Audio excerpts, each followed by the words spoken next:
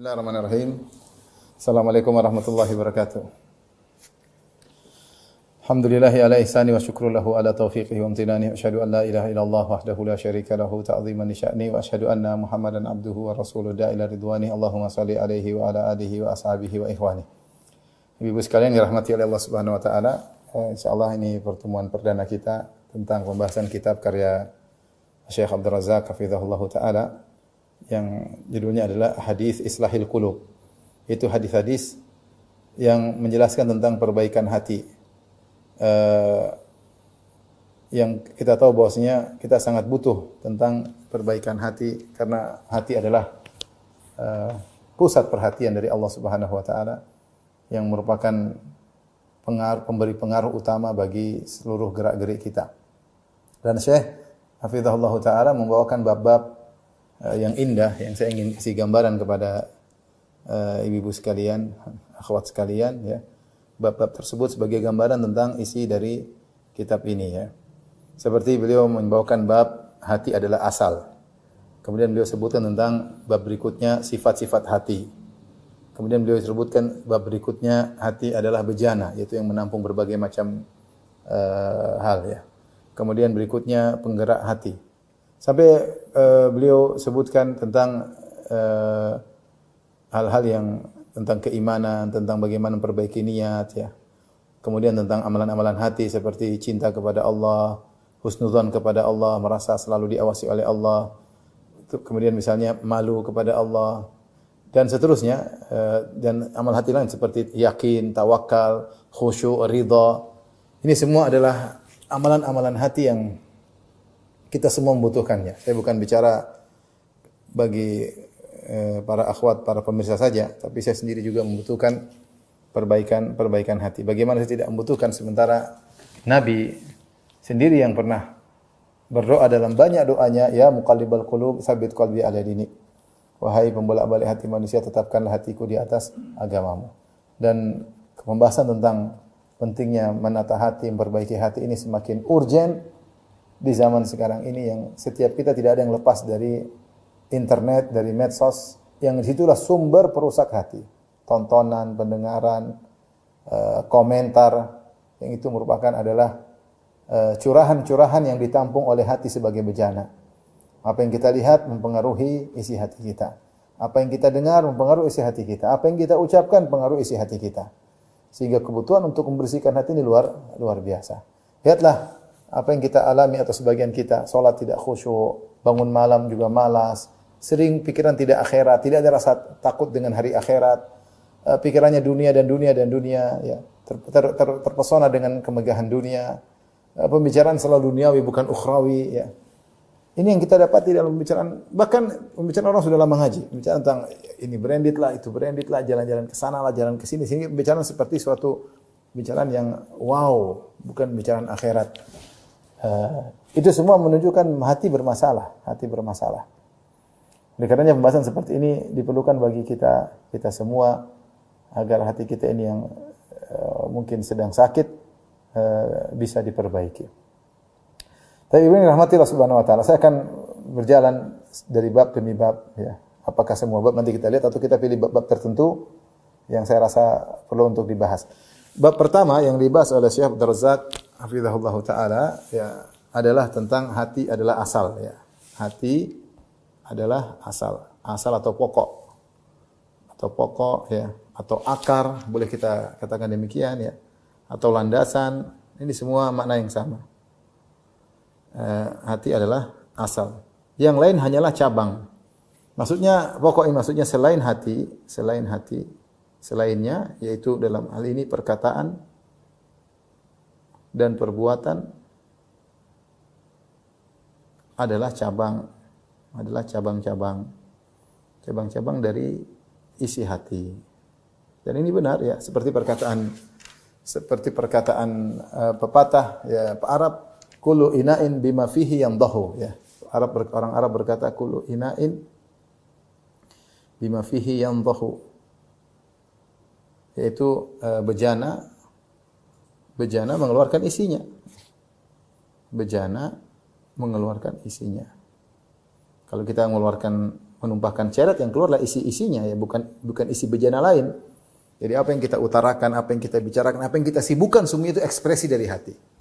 Itu ekspresi dari hati. Orang kalau sibuk duniawi, ya itu dunia, mau dia apa sibuk harta, berarti memang itu isi hatinya. Tapi kalau dia sibuk mikir akhirat, belajar tahsin, belajar tajwid, dengar pengajian, mencatat, ini berarti hatinya orientasinya akhirat. Maka bab pertama ini mengingatkan kepada kita bahwasanya hati adalah landasan. Tapi adapun hadis yang dibawakan oleh Syekh Abdul Razak di bab yang pertama, Ani Nu'man bin Bashir radhiyallahu taala anhu. Dari Nu'man bin Bashir, semoga Allah meridai dia dan ayahnya. Nu'man sahabat, Bashir juga sahabat. Qala, dia berkata, sami'tu Rasulullah sallallahu alaihi wasallam yaqul, aku mendengar Rasulullah sallallahu alaihi wasallam bersabda, wa ahwan Nu'manu bi isba'ihi ila udhunayhi. Itu dia, aku mendengar Rasulullah sallallahu bersabda, dan Nu'man mengarahkan kedua jarinya ke telinganya. Artinya dia dengar langsung sabda Nabi sallallahu alaihi wasallam tersebut. Apa kata Nabi? Innal halala bayyinun, sungguhnya yang halal itu jelas. Wa innal harama bayyinun, yang haram juga jelas. Wa bainahuma mushtabihat, dan di antara keduanya ada perkara-perkara yang tidak jelas. La ya'lamuhunna katsiran minan nas, banyak orang tidak mengetahuinya. Faman ittaqa syubhati faqad istabra'a li dinihi wa irdihi. Siapa yang menghindarkan dirinya dari perkara syubhat yang tidak jelas, dia hindarkan dirinya, maka dia telah menyelamatkan atau mensucikan agamanya dan harga dirinya. Waman waqa'a fi syubhat, siapa yang terjerumus dalam syubhat, waqa'a fil harami, maka suatu saat dia akan terjerumus dalam perkara yang haram. Karra'i yar'a haulal hima, seperti penggembala yang menggembalakan gembalanya di daerah terlarang, daerah orang lain. Yushiku an yarta'a fihi, lama-lama kambingnya itu tersebut akan masuk dalam larangan areal orang lain. Ala wa inna likulli malakin hima, ketahuilah setiap raja itu punya daerah kawasan terlarang. Ala wa inna himallahi maharimuhu, ketahuilah kawasan terlarang Allah adalah hal-hal yang telah diharamkan oleh Allah Subhanahu wa taala. Ala wa inna fil jasadi mudghatan, ketahuilah bahwasanya dalam sebuah jasad ada segumpal daging. Idza salahat saluhal jasadu kullu, kalau segumpal daging itu baik maka baik pula seluruh jasad. Wa idza fasadat fasadal jasadu kullu, kalau buruk segumpal daging tersebut maka buruk juga seluruh jasad. Ala wahiyal qalbu, ketahuilah dia adalah hati. Tapi hadis ini saya beri gambaran sederhana. Jadi hadis ini, hadis Nu'man bin Bashir, Rasulullah SAW membagi perkara-perkara, dibagi oleh Nabi SAW.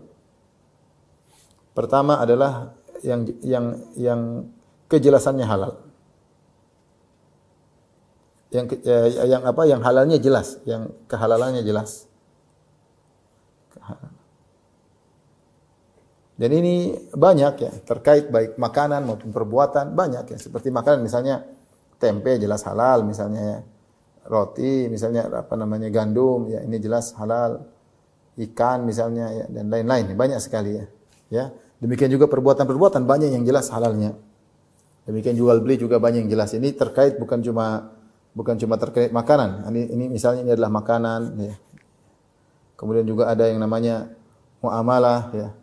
Muamalah juga banyak yang jelas muamalah ya.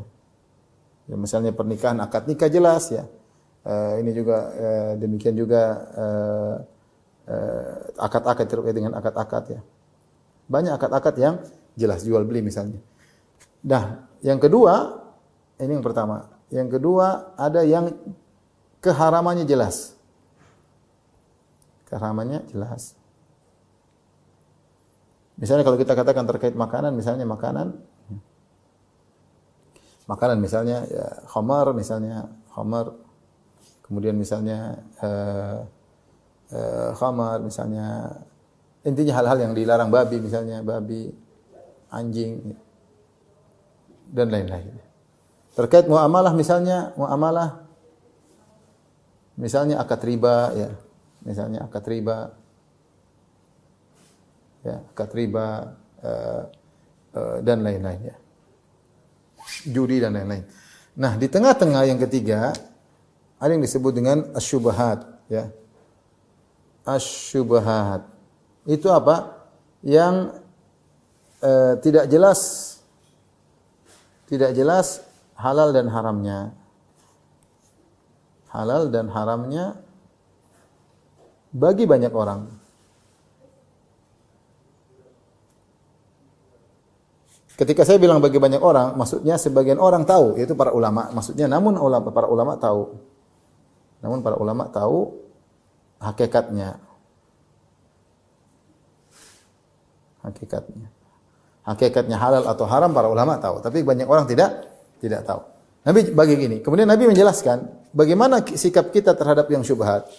Kata Nabi, "Faman ittaqa syubhati istabra dini wa irdi." Siapa yang menghindarkan diri dari ini, siapa yang menghindar, maka dia selamat. Kali ini jelas dihindar, yang haram jelas. Kali ini jelas boleh.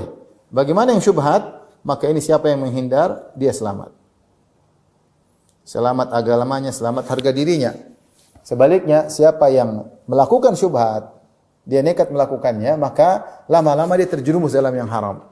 Ini syubhat enggak jelas dia terjang, ini enggak jelas dia terbang, semua syubhat dia lakukan. Kan syubhat itu bisa jadi halal, bisa jadi haram. Karena setiap dia ada syubhat dia terjang, maka bisa jadi syubhat ini pas bagian yang haram. Mungkin yang sebelum dia terjang itu masih bagian yang halal. Dia tidak tahu hukumnya dia terjang, bisa jadi hukumnya haram dia tidak tahu. Maka kata Nabi, siapa yang biasa terjerumus dalam syubhat, dia akan terjerumus dalam haram. Maka di sini siapa yang menghindar dia selamat. Tapi kata Nabi, yang tidak menghindar,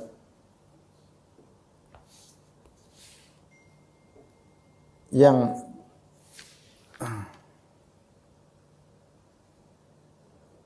sebentar.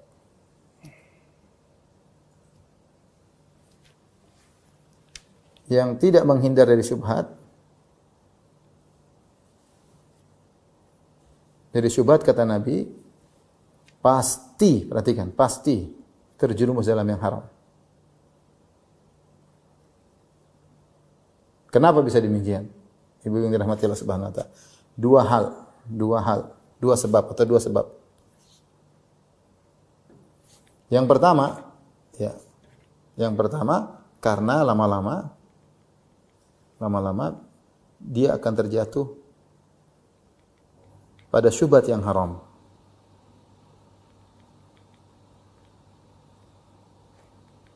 Taib, saya contohkan. Misalnya ada 10 perkara syubhat.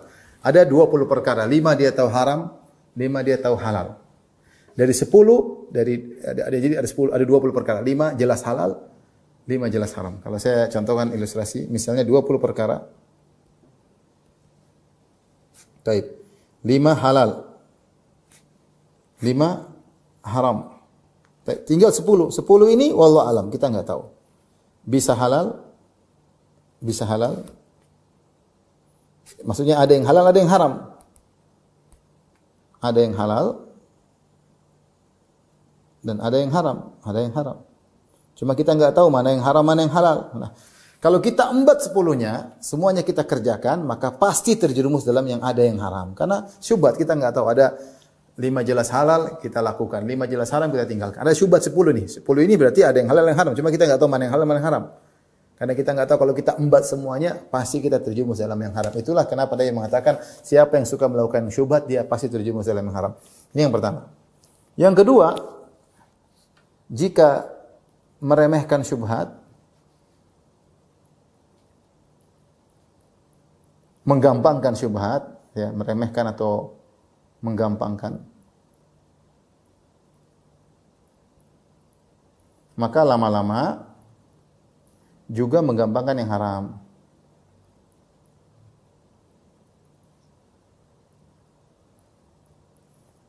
Jadi maksudnya ini bertahap. Ini maksudnya ingin jelaskan bahwasanya melakukan syubhat adalah tangga menuju yang haram. Sering melakukan syubhat adalah tangga menuju haram. Lain halnya kalau orang setiap yang syubhat dia tinggalkan. Sudah, ini halal aset tinggal. Rezeki masih banyak kok. Ini syubhat saya tinggalkan. Tapi kalau ini syubhat, masih syubhat lakukan. Syubhat lakukan. Lama-lama terbiasa, akhirnya dia mudah melakukan yang haram. Ini yang kata Nabi sallallahu alaihi wasallam, karra'i yar'a haulal hima, seperti gembala yang bawa kambingnya di daerah terlarang milik orang. Dia nyerempet daerah kawasan orang. Lama-lama kambingnya ucul masuk ke daerah larangan orang. Maka Nabi ingatkan kalau sering bermuamalah dengan syubhat, lama-lama terjerumus. Ini kan halal, syubhat haram. Kalau main di syubhat-syubhat terus, lama-lama terjerumus ke haram. Ini logika sederhana tentang hadis ini. Kemudian kata Nabi SAW, Ana ala wa inna likulli malakin hima. Ketahuilah setiap raja itu punya daerah larangan.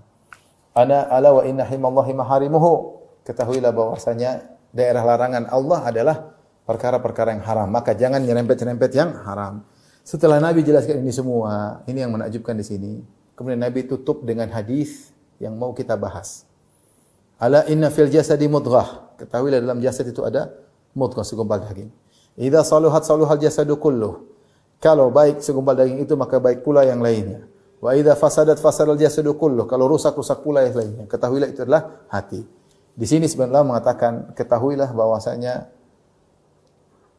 bersikap terhadap syubhat itu punya pengaruh terhadap hati. Jadi kalau kita inti dari hadis ya. Kenapa? Apa kaitannya? Kaitannya halal haram dan haram atau syubhat dengan hati. Apa kaitannya? Kaitannya siapa yang sering melakukan syubhat dan yang haram, maka hatinya rusak.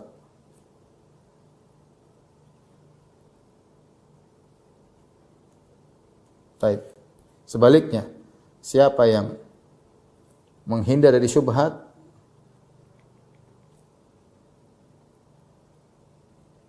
hatinya baik. Ini menunjukkan pengaruh muamalah terhadap hati. Muamalah dan makanan terhadap hati. Ini di antara faedah Rasulullah buka hadis tersebut dengan menyebutkan yang halal dan yang haram. Karena ternyata punya pengaruh terhadap hati. Tapi ini secara singkat tentang hadis ini. Ini saja sudah memberikan isyarat kepada kita betapa banyak kita menggambarkan perkara syubhat. Tak ada apa-apalah syubhat, tak apa-apalah, tidak haram murni, ya ada haram sedikit, tak apa-apalah. Padahal tidak darurat. Lain hanya kalau darurat lain cerita. Ketika kita menggampangkan, akhirnya kita menggampangkan syubhat. Sekarang di orang seperti itu, menggampangkan misalnya laki-laki perempuan ikhtilat campur, gampang lah. Bahkan dakwah campur laki-laki perempuan, kadang gampangkan macam-macam lah, saya tidak mau cerita. Tapi intinya menggampangkan perkara tersebut itu mempengaruhi ke hati. Berpengaruh kepada hati seseorang. Baik, kita masuk pada pembahasan inti, sekedar mukadimah sedikit tentang keutamaan hati, dan hati adalah asal dari segala hal ya. Syekh Abdul Razak menukil perkataan Ibn Taimiyah rahimahullah. Qala Syekh Islam Ibn Taimiyah berkata, wa fil jumlah, secara umum, al-qalbu huwal asal, bahwasanya hati adalah pokok. Kama qala Abu Hurairah, sebagaimana Abu Hurairah berkata, al-qalbu malikul a'dha, bahwasanya hati itu adalah rajanya anggota tubuh. Anggota tubuh ini banyak, ada tangan, ada hatinya, apa rajanya apa hati. Wal a'dha'u junuduh, adapun anggota tubuh yang lain adalah pasukannya. Rajanya siapa? Hati. Fa idza tabal maliku tabat junuduhu. Kalau sang raja baik, maka baik pula anggota seluruh tubuhnya. Wa idza khabuthat junuduhu. Jika rajanya buruk, maka buruk pula anggota tubuh yang lain. Ini sebagaimana perkataan dalam hadis Nu'man yang sedang kita bahas. Ya. Inna fil jasadi mudghah. Semuanya dalam tubuh ada sekumbal daging. Idza salahat salah jasadukul. Kalau baik seluruh jasad juga baik. Kalau dia rusak, wa idza fasadat fasadalaha sairul jasad. Maka tubuh yang lain juga ikut rusak. Ala wahyal qalb, ketahuilah dia adalah hati. Subhanallah, ini bukan cuma perkara terkait dengan mental, tentang akhlak, tapi bahkan kesehatan. Bayang kalau hati orang tidak baik atau jantung orang tidak baik. Al-qalb itu sebenarnya bahasa Arabnya adalah jantung. Al-qalb itu maksudnya jantung ya. Kalau jantung seorang tidak baik ya, dengan mental dia yang tidak baik, biasanya dia kesehatannya tidak baik. Dia sering gelisah, sering emosi, sering akhirnya metabolisme tubuhnya jadi enggak teratur ya. Mungkin cepat darah tinggi atau kolesterol cepat naik atau gula melambung. Lihat betapa banyak orang kalau kena gula tidak boleh Mudah emosi. Kalau mudah emosi, gulanya tidak stabil. Gulanya tidak stabil. Orang yang tenang, bahagia, mungkin lebih sehat. Betapa kita sudah lihat ketika musim corona, betapa banyak orang ketika mungkin fisiknya kuat, tapi mentalnya down, maka dia meninggal. Sebaliknya ada orang yang mungkin fisiknya lemah, tapi mentalnya kuat, maka dia bisa sembuh dengan mental tersebut, dengan jatuhnya mental, berarti hatinya lemah. Hatinya lemah itu menjatuhkan imun tubuhnya. Dan ini yang kita lihat banyak sekali ketika musim corona ya. Artinya ini berlaku bukan cuma pada perkara akhlak atau perilaku, tapi bahkan juga dalam medis. Bahwasanya kuatnya kemauan, kuatnya hati itu membantu tubuh juga menjadi kuat. Tapi kalau hati lemah, ya, putus asa, maka ini juga membuat orang kemudian jadi jatuh, fisiknya lemah, imunnya lemah. Maka benar bahwasanya hati adalah raja daripada anggota-anggota tubuh yang lain ya.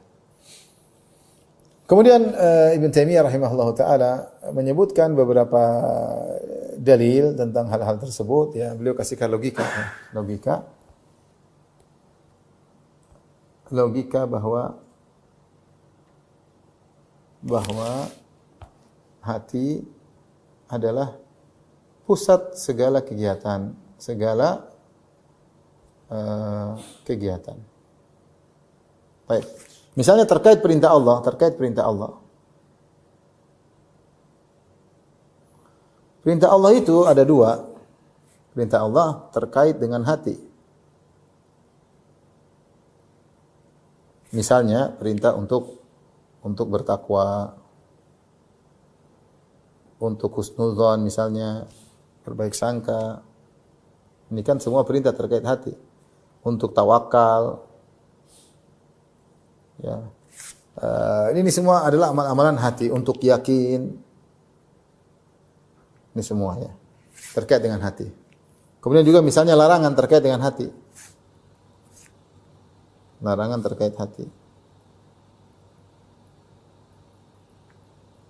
Misalnya ya, jangan riya, jangan sombong, dan lain-lain. Dalam hal ini maksudnya perintah langsung tertuju pada hati. Perintah tertuju langsung pada hati.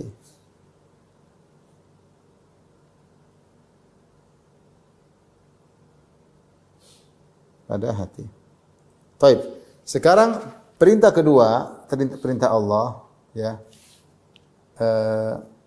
Selain hati. Selain hati ada apa? Ada dua juga ya. Terkait perkataan,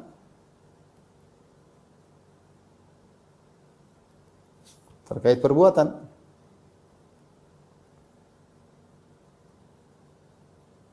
Baik. Beliau berkata contoh ya. Fa innahu al-asal kullu ma awjaba Allah 'ala al-ibad la budda an yajibu 'ala al-qalb. Semua yang Allah wajibkan kepada hamba pasti kembali kepada hati. Ya, fa innahu al-asal, karena hati adalah landasan. Wa in wajaba 'ala ghairi taba'an fal abdul ma'mur manhi innama ya'lamu bil amri wan nahi qalbuhu. Meskipun mungkin perintah terkait perkataan maupun perbuatan, namun ini semua perintah kembali kepada masalah hati. Karena yang dimaksud dituju oleh Allah adalah hati. Contoh misalnya salat, kas-salat, waz zakat was siyam.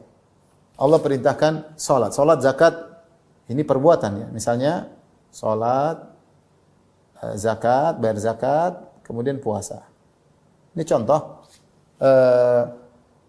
Kalau dari hatinya sudah tidak mau salat, tidak mau zakat, tidak mau puasa, dia tidak akan puasa. Maka kapan dia bisa melaksanakan salat, zakat dan puasa? Jika hatinya nerima, baru dia laksanakan. Kalau hatinya dari awal tidak mau salat, tidak mau bayar zakat, tidak mau puasa, dia tidak bakalan ibadah. Maka kembali kepada hati yang menggerakkan dia mau salat, mau bayar zakat, mau puasa, ke hati. Berarti kan pokoknya ke hati. Demikian juga perkataan ya. Misalnya apa? Untuk jujur, misalnya. Untuk jujur, baca Al-Quran, zikir misalnya. Ini kalau hati nggak mau tidak akan terjadi. Jika hati tidak mau tidak bisa. Ya. Jika hati menerima baru bisa. Sehingga dari sini kita bisa simpulkan kalau Allah perintahkan kepada hamba apapun perbuatan atau larangan apapun, maka sebenarnya tertuju pada hati. Karena kapan hati bilang oke, terjadi. Kapan hati bilang saya mau kerjakan, maka dia kerjakan. Kalau hati bilang saya tidak mau, tidak mau. Maka ini dalil bahwasanya pusat dari segalanya adalah hati. Allah berfirman tentang hal ini. Kata Allah, "Fala saddaqa wa la shalla, walakin kadzdzaba wa tawalla." Ya. Dia tidak membenarkan dan dia tidak salat. Kenapa? Karena dia mendustakan dan dia berpaling. Dia mendustakan dan dia berpaling. Jadi asal yang membuat dia tidak mau salat, tidak mau ini karena dia mendustakan dan berpaling, kata Allah Subhanahu wa taala. Ini dalil bahwasanya segala perintah terpusat kepada hati. Demikian kalau suruh wudu, kapan kita mau wudu? Kalau hati kita menerima baru kita wudu. Kalau enggak kita enggak mau wudu. Baik, kemudian ini logika Ibnu Taimiyah. Kemudian kita lanjutkan sekarang tentang dalil-dalil yang menguatkan akan hal ini.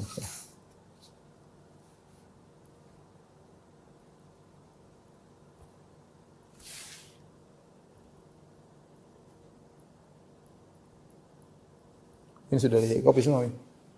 Sudah semua.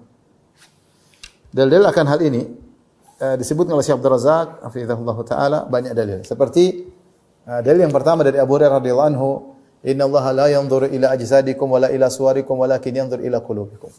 Ya, Allah tidak melihat. Hadis Nabi sallallahu alaihi wasallam.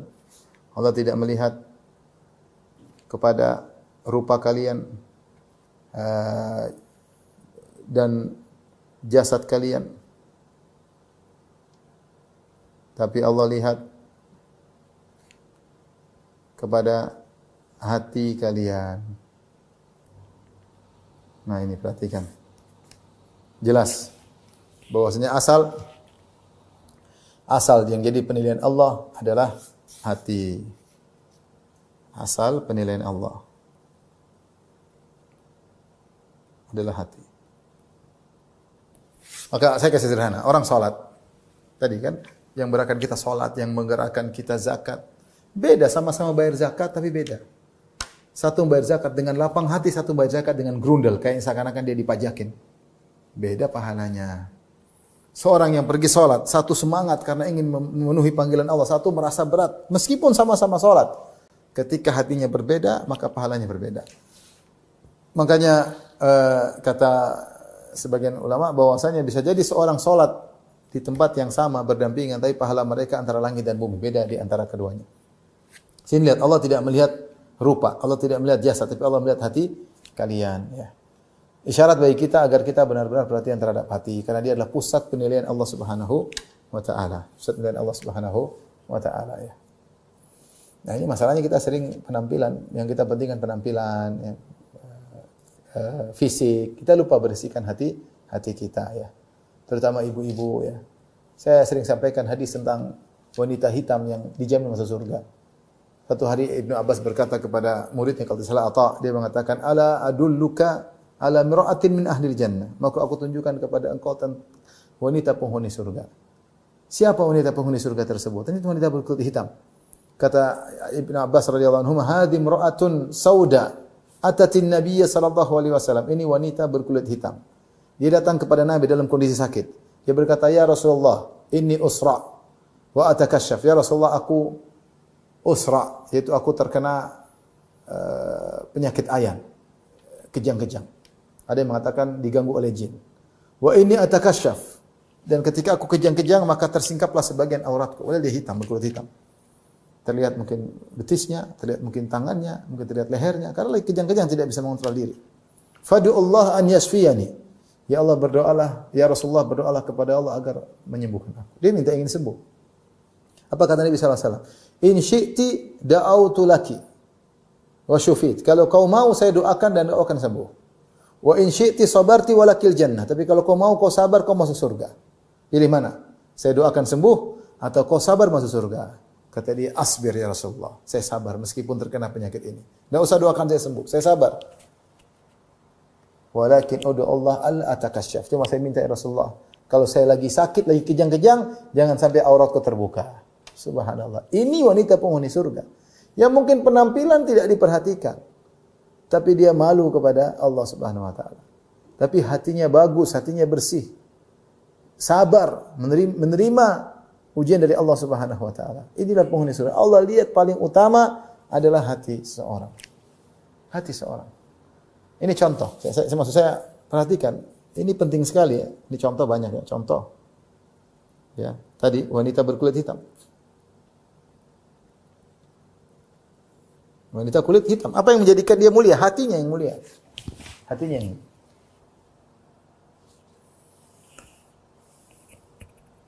Contoh lagi seperti orang yang anaknya sabar ketika anaknya meninggal. Anaknya meninggal. Ketika Allah bertanya kepada malaikat, hal qabattum walada abdi, apakah kalian telah mencabut nyawa anak dari hambaku? Kata malaikat, na'am, ya benar ya Allah. Qabattum samarata fuadi, kalian telah mengambil buah hatinya. Kata malaikat, iya ya Allah. Mada qala abdi, apa yang dikatakan hambaku ketika diambil putra kesayangannya, putri kesayangannya? Hamidaka wastarja, kata malaikat, hambamu memujimu dan mengucapkan inna lillahi wa inna ilaihi raji'un. Dia itu hamba berkata, alhamdulillah ala kulli hal. Inna lillahi wa inna ilaihi raji'un. Subhanallah. Kok bisa seorang ditimpa musibah, anaknya meninggal, kemudian dia bisa mengatakan alhamdulillah ala kulli hal.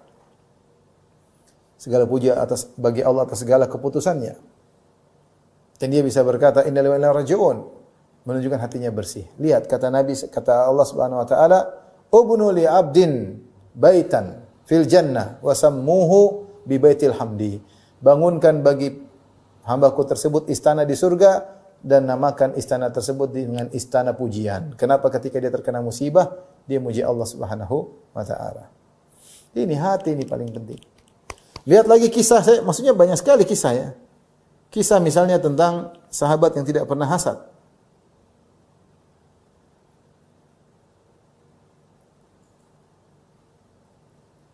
Contoh, ketika ada seorang Nabi sedang duduk sama para sahabat yang berkata, "Yatlu alaikumul an rajulun min ahlil jannah." Akan lewat sekarang seorang yang dia penghuni surga. Tiba-tiba muncul seorang sahabat Ansari dari kaum Ansar, masih baru wudu, kemudian jenggotnya masih basah dan dia pegang sendalnya. Besoknya lagi Rasulullah bilang lagi, sebentar lagi muncul seorang penghuni surga. Orang itu muncul lagi. Besoknya lagi Rasulullah mengatakan akan muncul sekarang penghuni surga. Muncul lagi orang tersebut 3 hari berturut-turut. Sampai Abdullah bin Amr bin Al-As penasaran. Ini orang siapa? Kenapa dibilang penghuni surga?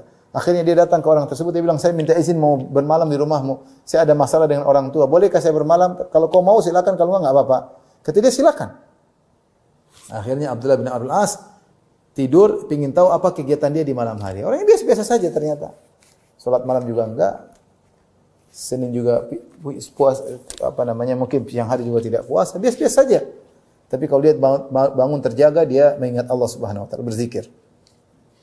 Akhirnya setelah 3 hari, Abdullah bin Amr bin Al-As akhirnya buka kartu. Dia bilang, wahai fulan, sebenarnya tidak ada masalah saya dengan ayah saya. Cuma saya heran.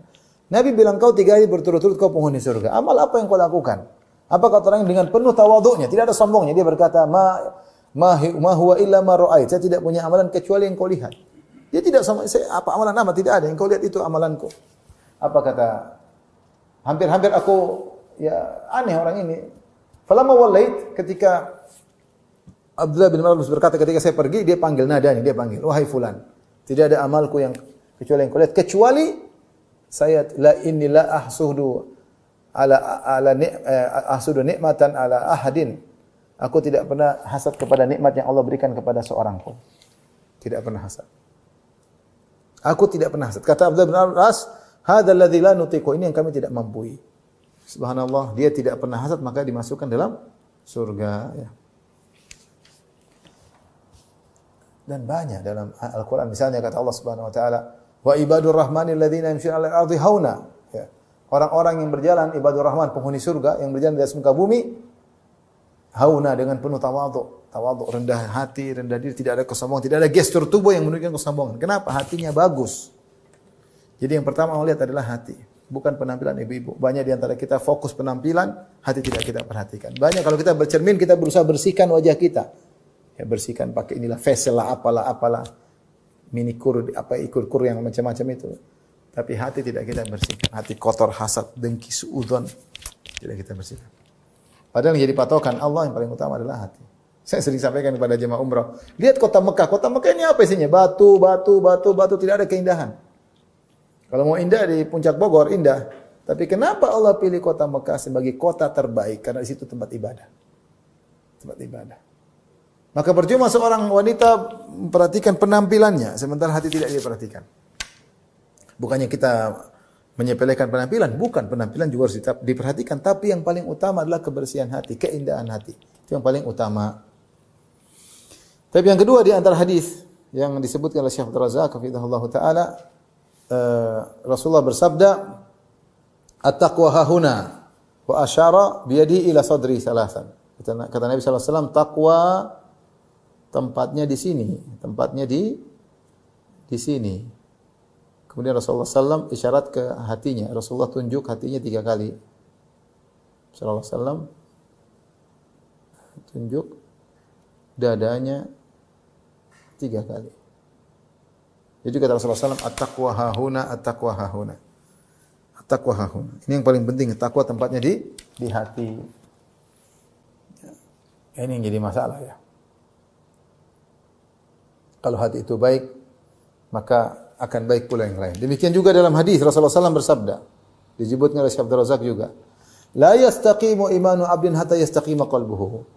Tidak akan lurus. Kata Nabi SAW, tidak akan lurus, tidak akan istiqamah iman seorang hamba hingga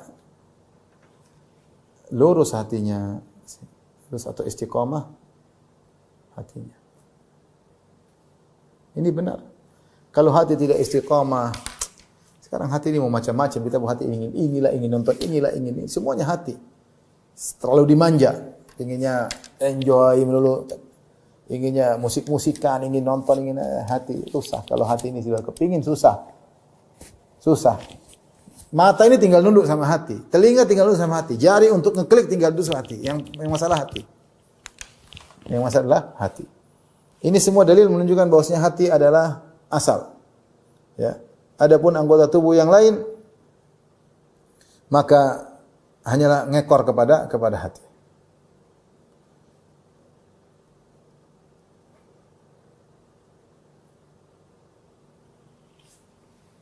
Kapan hati seorang semuanya karena Allah Subhanahu wa taala, maka dia telah meraih kesempurnaan hati. Taib, ini pembahasan berikutnya. Kemudian sekarang kita akan bahas tentang bagaimana menjadikan hati bagaimana menjadikan hati itu baik ya. Sebelumnya saya akan sampaikan bahwasanya hati secara sederhana ada model-model hati. Akan datang pembahasannya insyaallah, tapi saya ini kasih sekedar muqaddimah model-model hati. Di antaranya hati selamat. Itu qalbun salim. Kata Allah, illa man atallaha biqalbin salim.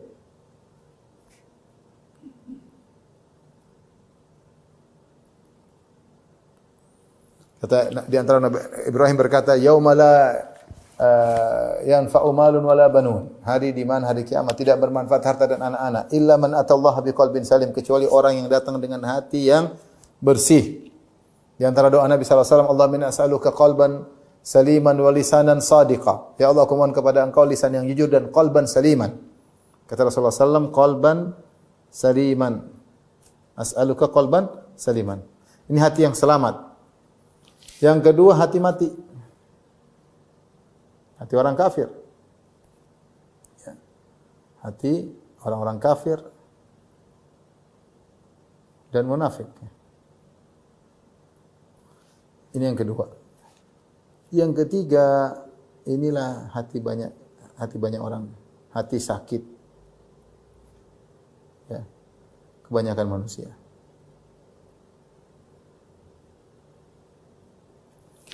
Tandanya jelas.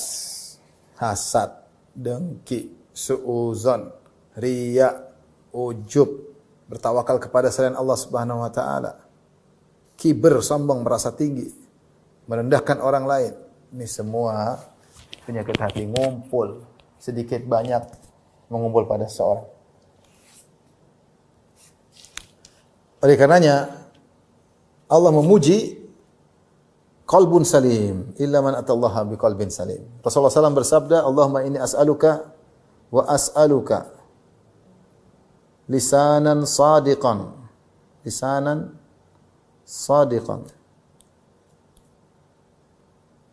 wa qalban saliman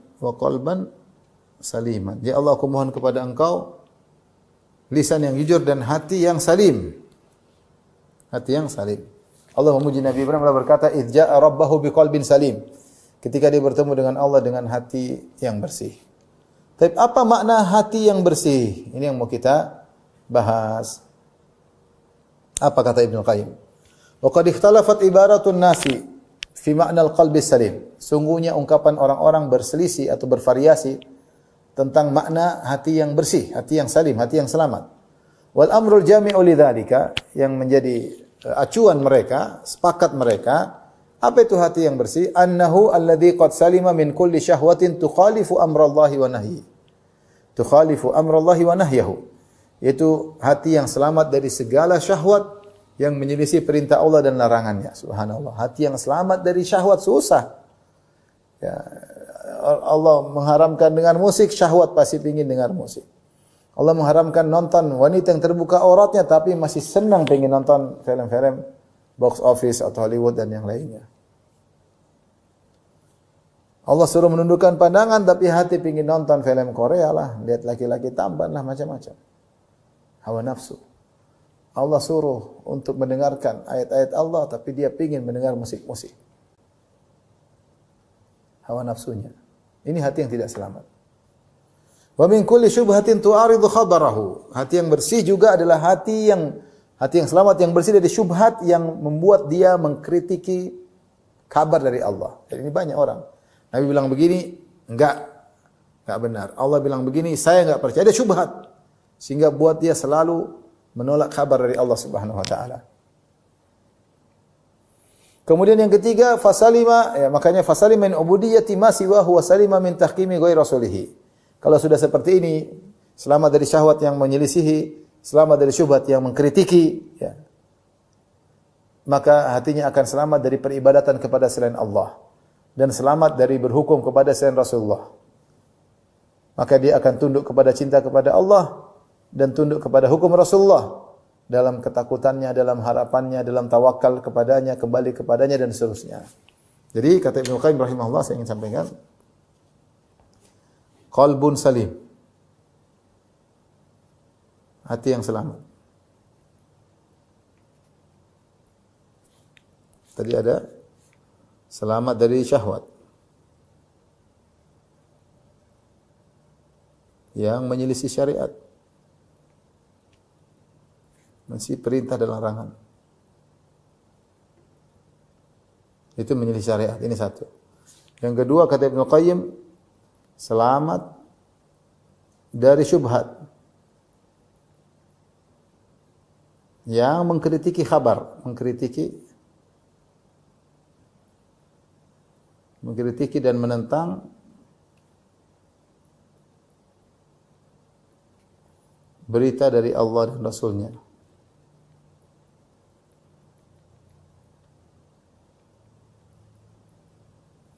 Inilah hati yang selamat, ya. Sehingga kalau dia sudah terlepas dari syahwat, maka dia dia total mencintai Allah. Kata setiap syahwat dia lawan, setiap syahwat lawan. Kenapa? Semuanya karena Allah Subhanahu wa taala. Kalau dia selamat daripada syubhat, maka dia akan totalitas dalam menjalankan syariat. Berhukum dengan hukum Nabi, dengan hukum Rasulullah, hukum Nabi sallallahu alaihi wasallam. Ini. Baik, maka Ibnu Qayyim berkata, "Fal qalbus salim huwa alladhi salima min an yakuna li ghairi llahi fihi syirkun biwajhin ma." Hati yang bersih yaitu hati yang benar-benar bersih dari kesyirikan, sedikit pun tidak ada syirik. Murni dia bisa totalitas mencintai Allah, totalitas dalam tauhid, totalitas dalam tauhid. Bersih dari syirik. Bersih dari segala syirik. Kenapa? Kalau dia riya, dia ingin pujian, ada syahwat, ingin dipuji, ingin dunia, ingin dihormati. Ini syirik. Ya. Ini syirik ya. Baik, ini kesimpulan dari hati yang selamat ya. Maka di antara prakteknya kata Syekh Abdul Razak hafizahullah taala, qala ba'dhu salaf, ma min fi'latin wa in sadrat illa yunsharu laha diwan. Tidak ada satu perbuatan meskipun sekecil apapun kecuali akan dilepaskan bagi dia dua catatan. 5 wa kaifa. Itu kenapa dan bagaimana. Setiap amalan apapun selalu untuk kembali membuktikan hati itu bersih atau tidak kita bisa cek. Maksudnya bagaimana cek hati bersih. Dengan dua pertanyaan.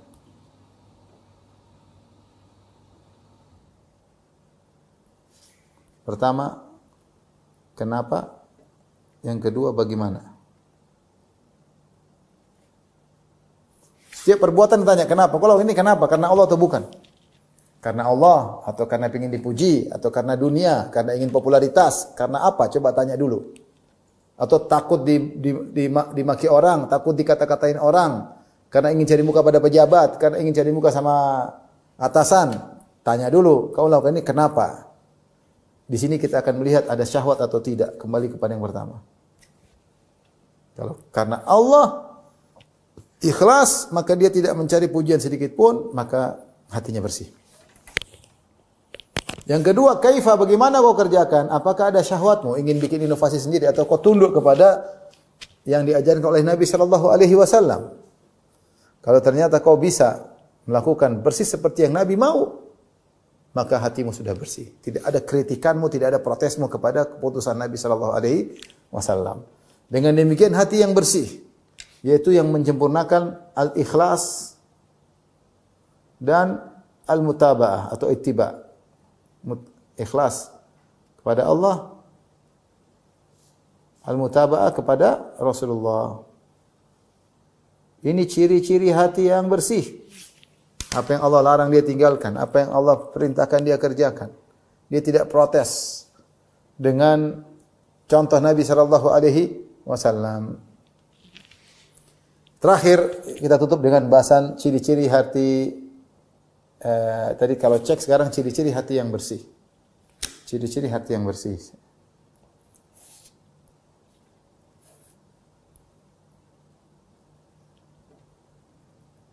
Hati yang selamat. Apa ciri-cirinya? Banyak. Saya bacakan di sini.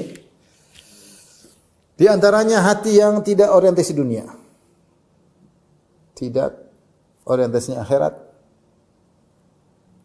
Hati yang pertama orientasi akhirat. Zuhud dengan dunia. Kalau hati ini pikirannya dunia, pengen ini lagi, pengen ini, kalau tidak berhenti, hati lagi sakit. Bagaimana dia pengen sesuatu yang akan sirna, sementara dia meninggalkan sesuatu yang abadi. Harusnya kalau hatinya bersih, selamat, tidak sakit, harusnya orientasinya kepada sesuatu yang sempurna dan abadi. Kenapa akhirat sempurna dan abadi?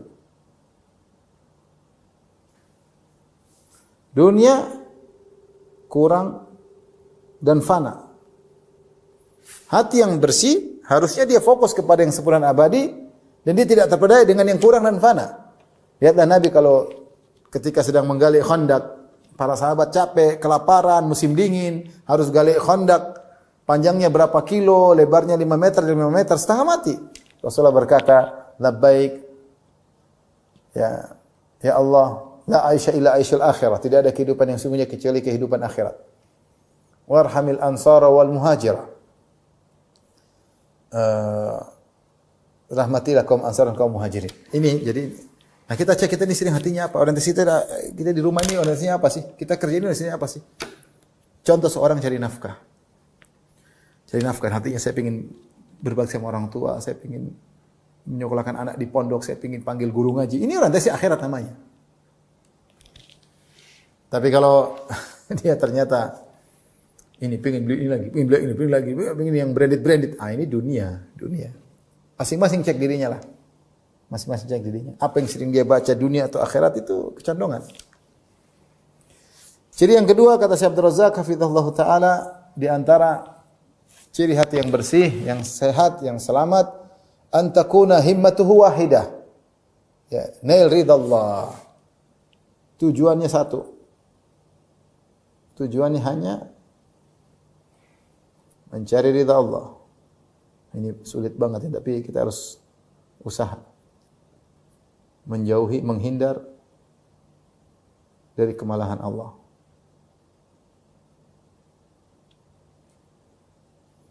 Nah, setiap kita melakukan sesuatu, kira-kira Allah ridho enggak? Ibu-ibu mau apa aja, Kak? Mau jalan-jalan ini Allah ridho enggak? Bikin Allah marah enggak kira-kira? Kalau Allah ridho lakukan, kalau enggak berhenti. Saya ginikan suami misalnya, Allah ridho enggak? Kalau ridho saya lakukan, kalau Allah tidak ridho saya tidak lakukan. Saya bikin gini, saya belanja sesuatu, barang lah. Kira-kira Allah ridho enggak saya belanja kayak gini? Kalau Allah ridho saya beli, kalau enggak usah. Seperti itu selalu. Saya duduk nonton apalah di medsos. Allah ridho enggak kira-kira saya nonton kayak gini? Kalau ridho lanjutkan. Kalau enggak ridho berhenti. Itu contoh. Selalu dia pikir Allah ridho enggak, Allah ridho enggak.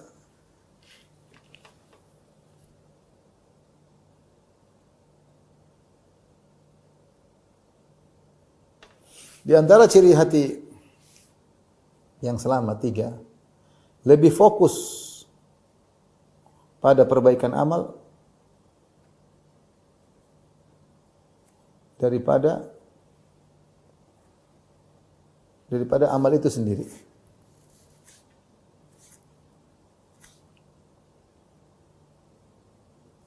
Daripada amal itu sendiri. Maksudnya apa? Dia tidak sibuk perbanyak amal, tapi ternyata amalnya tidak bagus. Dia berusaha perbaiki amalnya. Ya. Ketika dia beramal dengan sebaik-baiknya,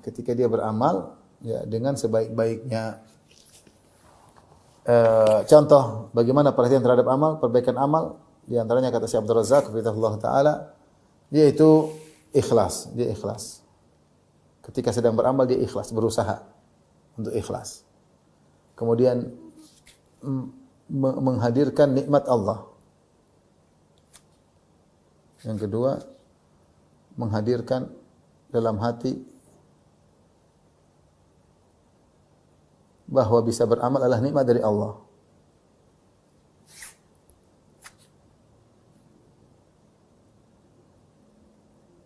Adalah nikmat dari Allah. Jadi saya bisa beramal ini bukan ujub, tapi subhanallah Allah kasih saya bisa beramal, alhamdulillah, saya bisa salat, saya bisa umrah, saya bisa haji, alhamdulillah, saya bisa baca Quran. Orang banyak lagi tidak baca Quran, saya bisa, Allah berikan hati saya untuk bisa baca Quran. Alhamdulillah saya bisa salat malam, alhamdulillah saya bisa bersedekah, alhamdulillah saya bisa bantu. Ini apa namanya? Kemudian yang ketiga, mencurigai diri bahwa diri kurang, ya. Curiga, tuduh atau bukan curiga, menuduh jiwa masih kurang. Jiwa kurang dalam menunaikan. Sehingga dia tidak ujub. Dia bilang, ya Allah saya begini kerjanya masih kurang. Salat malam juga masih ngantuk-ngantuk. Seperti itu. Maksudnya dia seperti itu. Ya. Kemudian yang keempat, berusaha.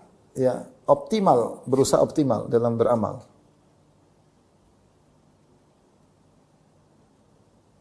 Berjuang.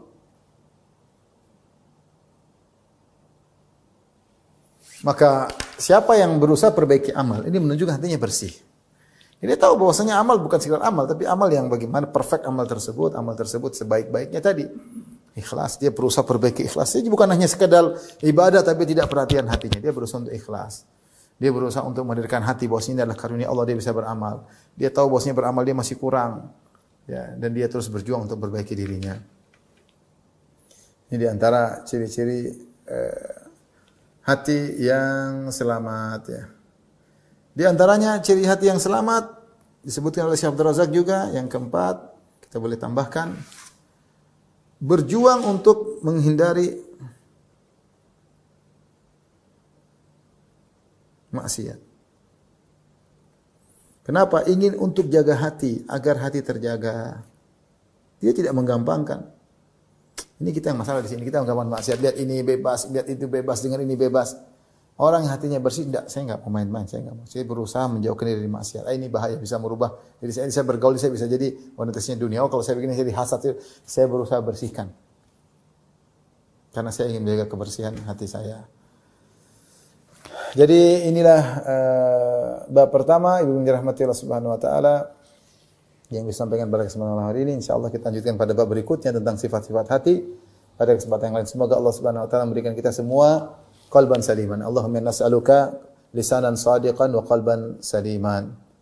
Amin ya rabbal alamin. Wallahu ta'ala bisawab. Demikian saja yang dirahmati Allah Subhanahu wa taala apa yang bisa saya sampaikan. Insyaallah kita bertemu dalam kesempatan yang lain dengan hadis-hadis yang perbaiki hati kita. Kita butuh perbaikan terhadap hati kita agar kita waspada dari hal-hal yang bisa merusak hati kita. Semoga bermanfaat. Wabillahi taufiq. Assalamualaikum warahmatullahi wabarakatuh.